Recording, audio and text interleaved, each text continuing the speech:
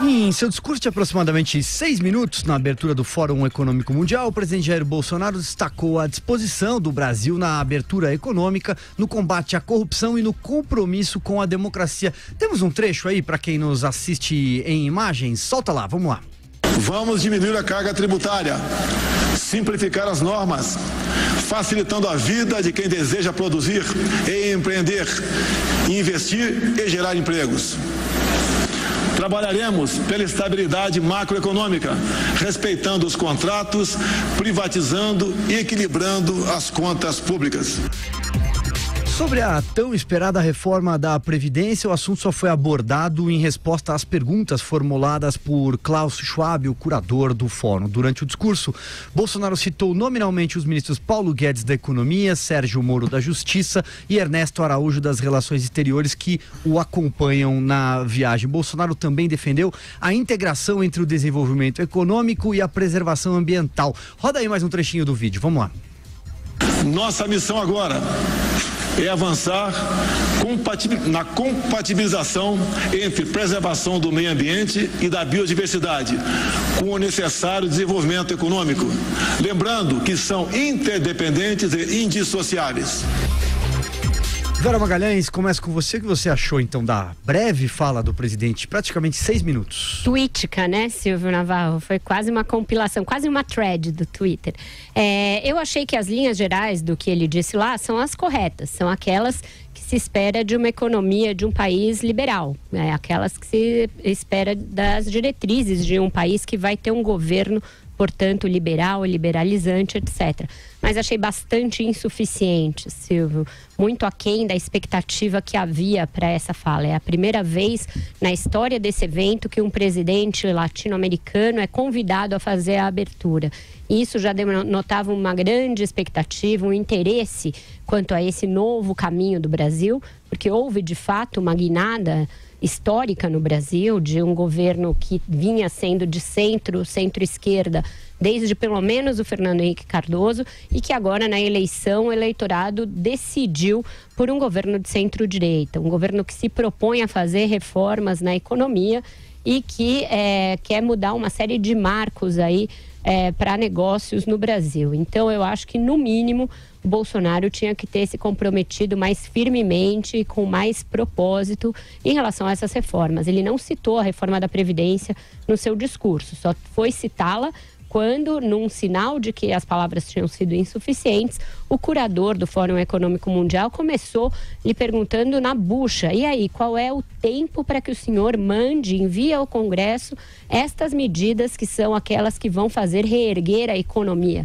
Então, o curador do evento tratou de chamar o Bolsonaro à realidade, chamá-lo às falas, dizer que aquilo ali era um fórum em que se espera maior detalhamento. Essas linhas genéricas servem para um discurso no parlatório, servem para as redes sociais, servem para um público leigo em economia, mas num lugar onde você reúne todas as autoridades do mundo que entendem do assunto, para falar o que você pretende fazer para mudar o destino de um país, aquela fala foi bem insuficiente. E eu acho que ela o foi de propósito, e é aí que é o problema.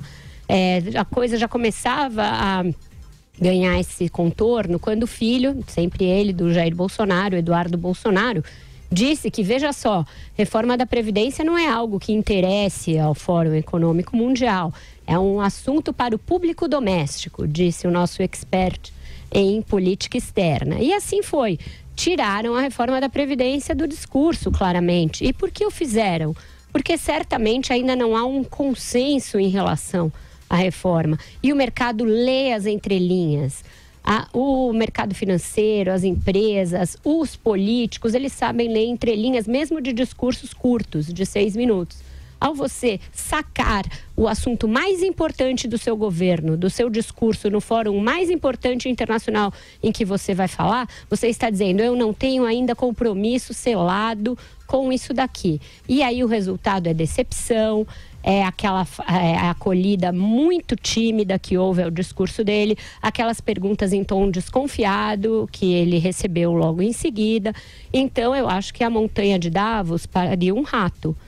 havia uma expectativa muito grande. Eu acho que o Bolsonaro perdeu uma grande chance de se comprometer com a reforma da Previdência, apresentar as linhas gerais dessa reforma, empoderar o Paulo Guedes para essa negociação, para que inclusive ele voltasse ao Brasil em outra situação para negociar isso com os militares, negociar isso com o Congresso, que não vão ser adversários fáceis de bater. Então eu acho que ao tirar tudo isso, ele deixou muito a desejar. Tanto é que as manchetes dos jornais, neste exato momento, quem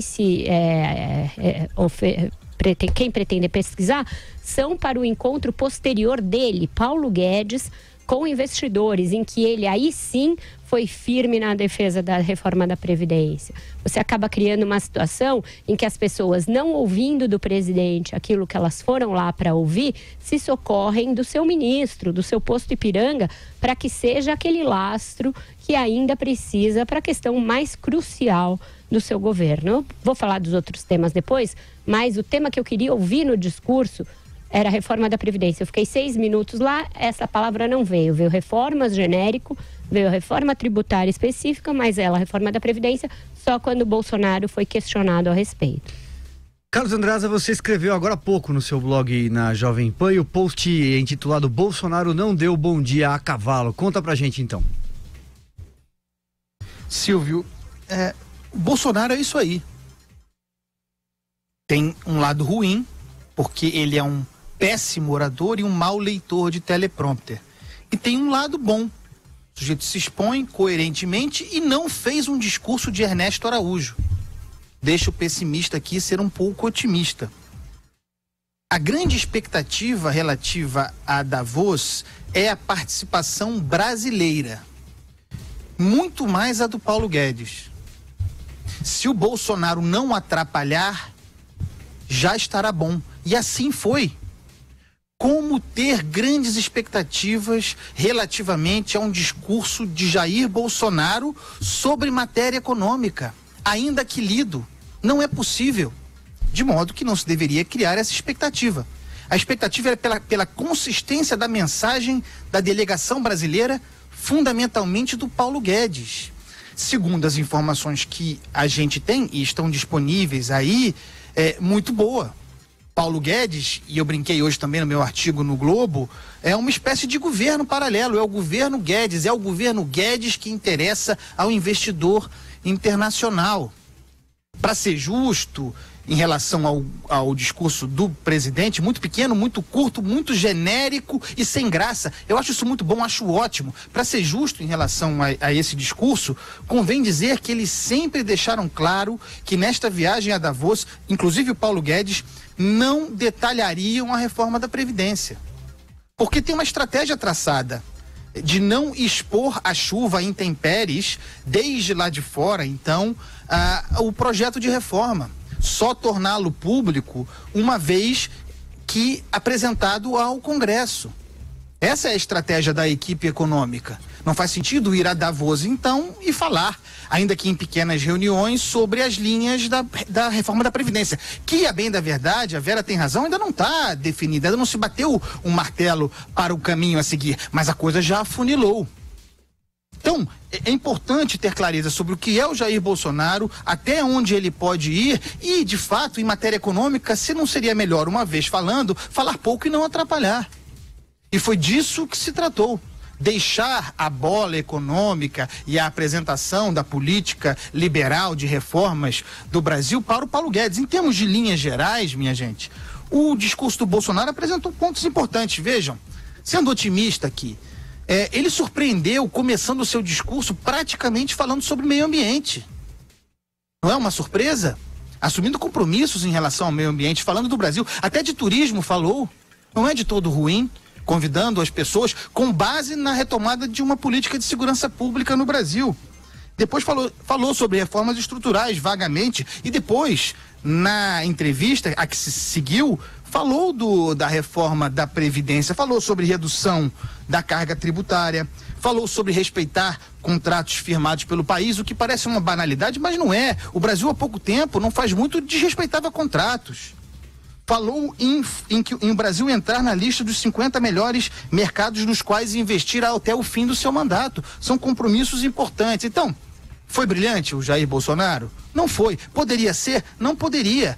Foi um discurso desastroso, atrapalhou as pretensões do Brasil? Não atrapalhou. Então, talvez achar motivo para comemorar. Deixa o especialista trabalhar. Joel Pinheiro, suas considerações. Esse discurso era a apresentação do Brasil, de Bolsonaro, ao mundo. E era uma grande oportunidade também. Primeira vez que um país latino-americano vai abrir aí o Fórum Econômico Internacional. Esperava-se do Bolsonaro, esperava-se do Brasil de maneira geral a apresentação. O Brasil, por acaso, começou uma nova era, começou um novo momento de sua história, com a mudança de governo, com a eleição do Bolsonaro. Esperava-se, portanto, a apresentação de um novo Brasil, um Brasil capaz de inspirar e capturar o otimismo dos outros e a confiança dos outros países para que se interessem, para que invistam aqui.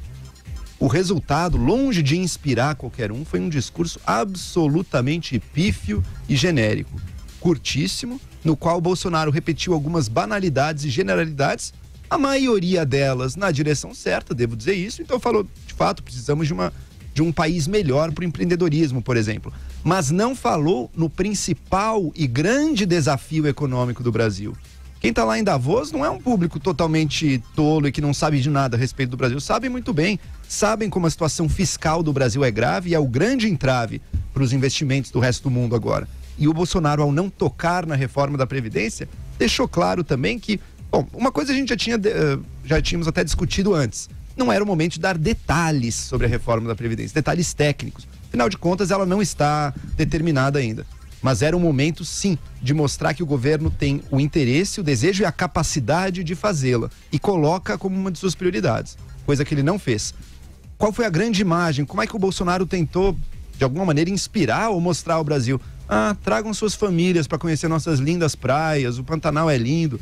Essa é a visão do Brasil, esse é o fator de inspiração e de apresentar um novo Brasil, e ainda mais em um Brasil que no plano internacional tem se vendido como não, resgatamos a nossa soberania, agora nós somos uma nação que vai ser admirada, não sei o quê. Tragam seus filhinhos para vir para a praia aqui, porque a gente vai dar um jeito, não vai ser mais tão perigoso assim. Essa foi a mensagem dele. E olha, teve alguns momentos, um aceno para as bandeirinhas ideológicas que não pegam bem num fórum como esse. Por exemplo, os verdadeiros direitos humanos, em oposição, portanto, ao que seriam os direitos humanos normais, a gente imagina, a visão padrão dos direitos humanos. Deus acima de tudo também, algo totalmente deslocado de lugar ali no Fórum Econômico, mostra que o Bolsonaro está com pés em diferentes pensamentos aí no seu governo. E talvez o vazio desse discurso reflita as posições e as alas e as facções em conflito dentro do governo. Uma frase dele encapsula bem isso, uma frase do discurso. Vamos resgatar nossos valores, isso é um lado, e abrir nossa economia. A gente sabe muito bem que a turminha que está falando em resgatar valores não está tão de acordo assim com essa ideia de abrir a economia. Pelo contrário, tem uma ideia muito mais nacionalista por trás. Sem dúvida, Bolsonaro não entende de economia, ninguém esperava que entendesse. Agora, o Bolsonaro é quem toma as decisões. O Paulo Guedes entende de economia. Quem está ali em Davos quer ouvi-lo, sim, mas também sabe que o Paulo Guedes não toma as decisões. E com um discurso desses que o Bolsonaro fez, não está claro que o Bolsonaro vai seguir aquilo que o Paulo Guedes pensar e dizer. Exato, eu queria só falar sobre isso. É claro que ele não deveria detalhar a reforma da Previdência lá, mesmo porque ela não está detalhada ainda. E isso também é preocupante. Agora, vamos lembrar, na semana passada o Onyx Lorenzoni falou aqui nesta rádio, falou para mim também, eu publiquei na coluna, que ele viajaria com um projeto fechado, com o projeto já totalmente esquadrinhado e estudaria isso com o Paulo Guedes. Agora não é mais isso. Quinta-feira ele recebeu um projeto que pelo jeito foi gongado. Foi um projeto gongado e agora a gente está no momento, vamos negociar com os militares. É disso que se trata. A gente está no momento em que depende da chancela dos militares para que o projeto vá adiante. Mais do que isso, hoje tem já várias matérias dizendo que o governo voltou a discutir possibilidade de, por medida provisória, mexer na contribuição dos inativos e dos servidores da ativa. O Michel Temer tentou fazer o mesmo. Não conseguiu, o Congresso não topou. Isso o governo vai fazer? Vai incluir na reforma ou vai mandar infraconstitucionalmente? Tem muita coisa solta. É lógico que o discurso dele não seria para detalhar tudo isso, mas precisava haver um compromisso do presidente da República com esta reforma. Essa reforma que já está sendo implodida a partir de dentro do seu próprio governo.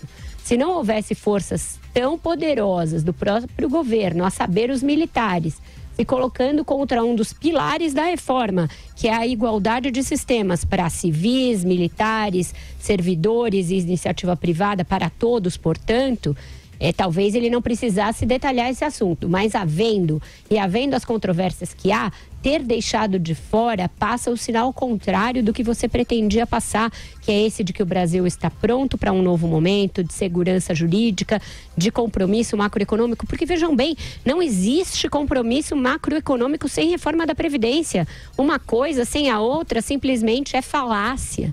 Falar em compromisso macroeconômico sem se comprometer a fazer uma reforma da Previdência é pregar ao vento. E esse pessoal de Davos sabe isso.